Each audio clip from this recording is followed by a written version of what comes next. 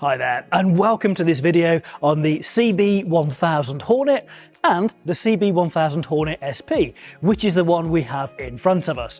Now I'm going to take you around this bike, and when we get to the points on the machine that are specific to the SP, I will point those out to you. But before we get into the machine itself, I'd just like to point out a couple of things. A lot of people ask, where are your bikes made? Well, this particular one is built in Japan. Also, people will be intrigued about the price. Now, whether you're looking at the standard model or the SP, which is in front of me here, they are incredibly attractive prices. And as we go through all the features that are on this bike, you'll be wondering how we've done it for such an incredible price. So right from the front then, first thing you'll notice closest to me are the wheels. Now we've got 17-inch wheels on this because it is a sporty machine. Now, of course, as you'd expect, we've got sporty rubber on there as well. We want to make the absolute best of the contact patch that we've got with the ground. Now, I've mentioned the wheels. That is one of the first differences actually. If you're looking at the standard model, that wowould have the same wheel design, but they'd be in black, whereas the SP has the gold rims here. Now, all of them benefit from the 310mm twin discs with 4 piston calipers. Again, here's a difference, folks. The standard machine will come with Nissin calipers, whereas the SP model comes with the Stylema calipers from Brembo. Just about the best brake caliper or brake manufacturer that you can imagine. So we've got those right up front.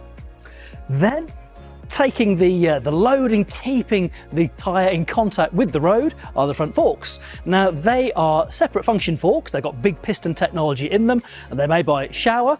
And the benefit of those is that the left hand leg is where we can change the preload for your own riding style and comfort levels. And on the right hand leg is where we've got the compression and rebound adjustment as well. So the benefit there is you've got a dedicated job for each of the fork legs, making sure you've got really good control as we set them up there. Now, nestled between the fork legs there, we've actually got this dual headlamp on here. So it has, because we know there are other Hornets in the family, this being the largest of them, but it keeps that Hornet look quite aggressive at the front end there. But of course, they're LED, making sure that you're nice and visible, and of course, you've got the best possible light being shone in front of you. At the top of the headlight is where we've got our 5.5-inch TFT meter, and you can have some personal preferences set up here, whether it's a dark background, a light background, and one of the 3 different views that you can have, the simple, the bar, or the circular gauges on there. It's also where you can change some of the power settings on the bike. Now, from the factory, there are 3 preset rider modes. So you've got normal, you've got rain, and you've got sport, where you can change things like Honda selectable torque control, so it can help give us more traction at that rear wheel. We've also got wheelie control, so you can reduce the amount that or increase the amount that the wheel is going to be lifting under acceleration. And we have engine braking, so we can have more or less engine brake feel, and you can adjust that and set it in here in the 2 user modes. And if you want to, obviously you've got 5 different settings there that you can have set up for whatever the mood takes you when you're riding. Moving a little further back, we've got nice wide bars, and that's going to be really good from control point of view. We've got good visibility with the mirrors there, and we've got our most modern switch gear. So on the left hand bar, we've actually got our 4-way toggle control, which is how we operate things like our power, wheelie control, Honda selectable torque control inside that meter there, and even accessing things like road sync. So you can pair it up to your phone and your headset inside your helmet, and you can get your turn-by-turn information from SatNav, whether it's your Google Maps or whatever you're wanting to use on your phone.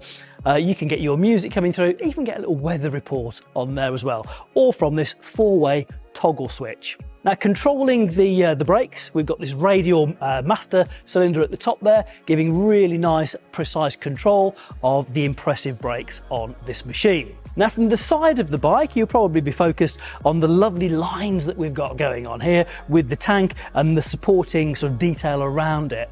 Now, inside there, there's 17 litres worth of space for our fuel, so a nice, good amount of range that we can get on a tank of fuel.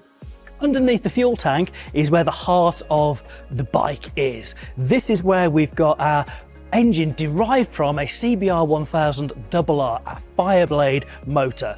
Now we have made some revisions to it because of course this is not a faired bike. What you want is a bit more torque and a bit more low down. So we've got different pistons inside there, different cam profiles, and the fuel injection system is modified for this particular bike. Also the gear ratios. So gears 2 through to 5 are geared for acceleration, and 6th is going to give you nice cruising levels of sort of comfort from a rev point of view. Now of course you can't talk about a motor without talking about the power, and this is where we get another one of the differences between the standard model and this, the SP. So the standard bike is 150 horsepower with 104 Newton meters of torque, and then the SP model, this beautiful machine in front of me, is 107 Newton meters of torque, so you've got a little uplift there, and 150 horsepower. Now that's down to some changes in the exhaust. So you can see from the outside, a lovely looking exhaust. What you can't see from your angle is behind here, we have an exhaust gas control valve. So this is speed and load related, and it's going to operate by a cable. And what that's going to do is allow the bike to breathe a little bit more freely up in the higher revs and give it a good amount of torque low down as well. Now both bikes sound really, really lovely, but they do have slightly different voices, if you will. They're going to sound a little bit different to each other. But that is again one of the little differences between standard and SP is the exhaust, and you're getting that extra power and extra torque. Now I did mention that we've got the gear ratio set up 2 to 5 for acceleration, and that's where you're going to be having a lot of fun with this bike. On my side of the bike, because this is the SP model, I can see my quick shifter. So I can do clutchless shifts up and down, and yep, it's going to blip the throttle for us as well on those downshifts. So you can have more steady braking in a straight line, or just enjoy not having to use the clutch once you've pulled away. Now, if you go for a standard model, that's no problem at all, because if you want to, you can have the quick shifter as an accessory. Underneath here, you may be able to see the rear shock. Now, both have adjustable nature on there, so we can change preload, compression, rebound, but on the SP model, we've got the Öhlins. Best in the market, we've got the TTX 36 rear shock. So you can remotely adjust the preload on this, and you can adjust that compression and rebound, making it ideal for you. Whether you're by yourself, with a pillion, on the road, at a track day, whatever your preference is. And it's nice to know we've got the best of the best. Öhlins when it comes to suspension, and we've got the Brembo Stylema brakes right up front when it comes to braking as well. Now if I start taking a little look at the back of the bike, I really get an appreciation for the wasp-waisted nature of the bike. So a really good seat height here, but because it's really narrow, again, that's going to suit people of all different sort of builds. It's going to be a really comfortable bike to ride. That added to the position, the 3 contact points between the seat, the foot pegs and the bars, makes it a really nice place to spend a lot of time, which of course you will want to do.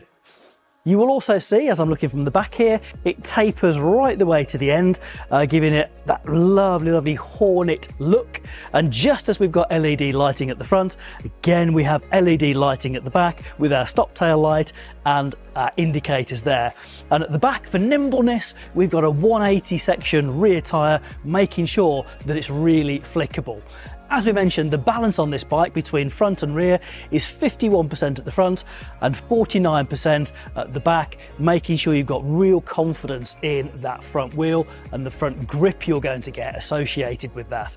And the 180 section rear tyre is going to make sure it's really controllable as well. There we have it, folks, the CB1000 Hornet SP. Now, if you'd like to know more about this fantastic bike, head along to honda.co.uk, where you can find out where your closest dealer is and even book yourself a test ride. We know you're going to love it.